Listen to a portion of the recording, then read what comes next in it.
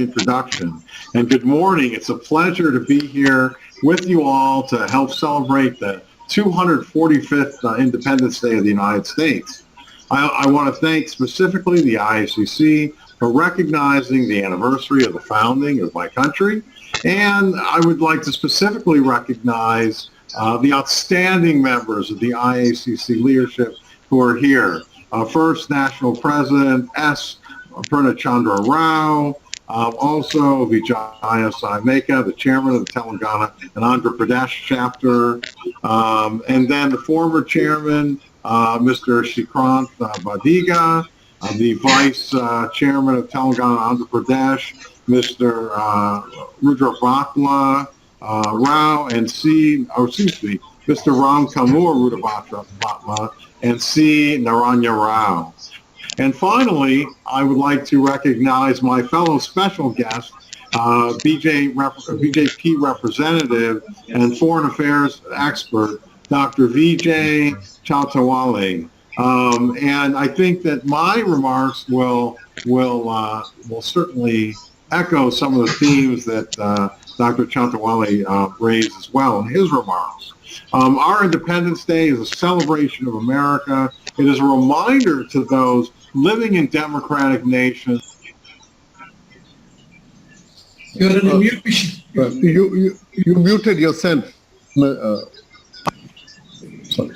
We are. Yeah. Are we? Okay, good. Sorry about that. So I wanted to say that the Independence Day is a reminder to those living in democratic nations like the United States and India that the freedoms we hold dear and enjoy, we sometimes take for granted.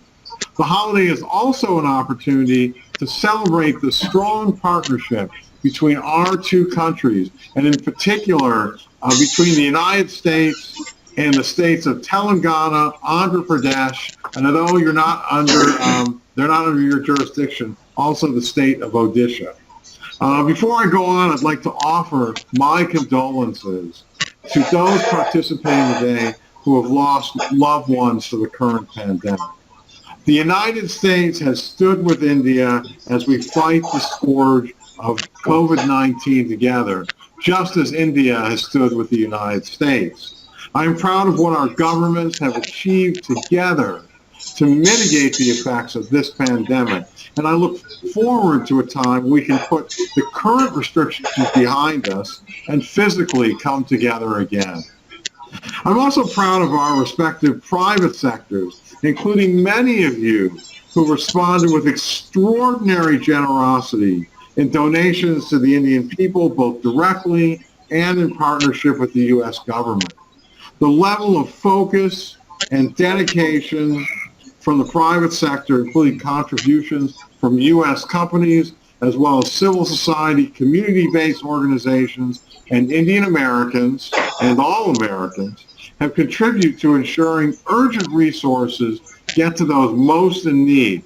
I want to thank the U.S. business community in general and the IACC in particular for your commitment of financial and in-kind assistance, which helped India rapidly acquire the critically needed medicine and supplies.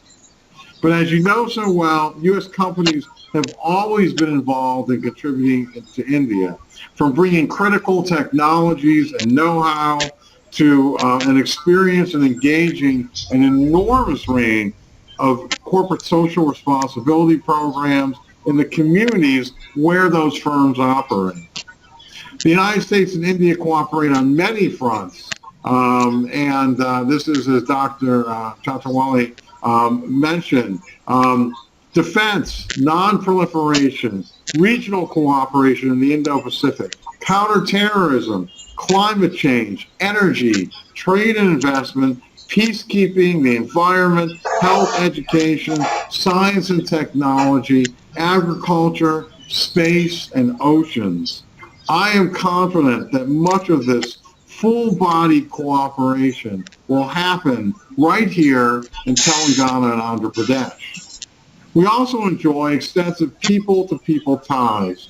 Nearly 4 million Indian Americans call the United States home, and they contribute to their communities in the United States and strengthen our vibrant cultural exchange and mutual understanding.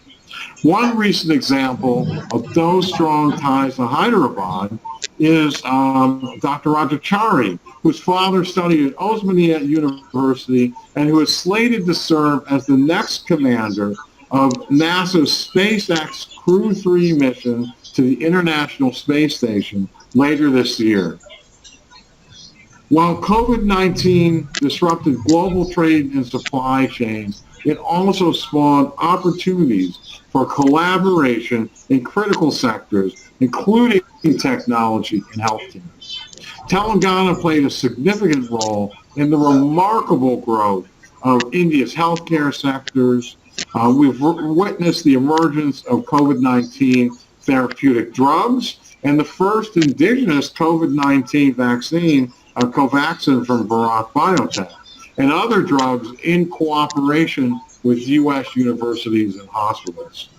Hyderabad has emerged as a destination of choice for life sciences and pharma sectors due to its strong talent pool, science and technology ecosystem, premier research institutes, broad availability of laboratory space, business-friendly government policies. I'd like to commend my good friend, Minister KTR, and the government of Telangana for its investment policies and various initiatives rolled out to accelerate the growth of the STEM sector in the state. And I'd also like to commend the government of Andhra Pradesh for its tremendous work in testing and vaccination and for its plans as well to foster investment in that promising state. Again, thank you for all your efforts to strengthen the ties and friendships between our countries.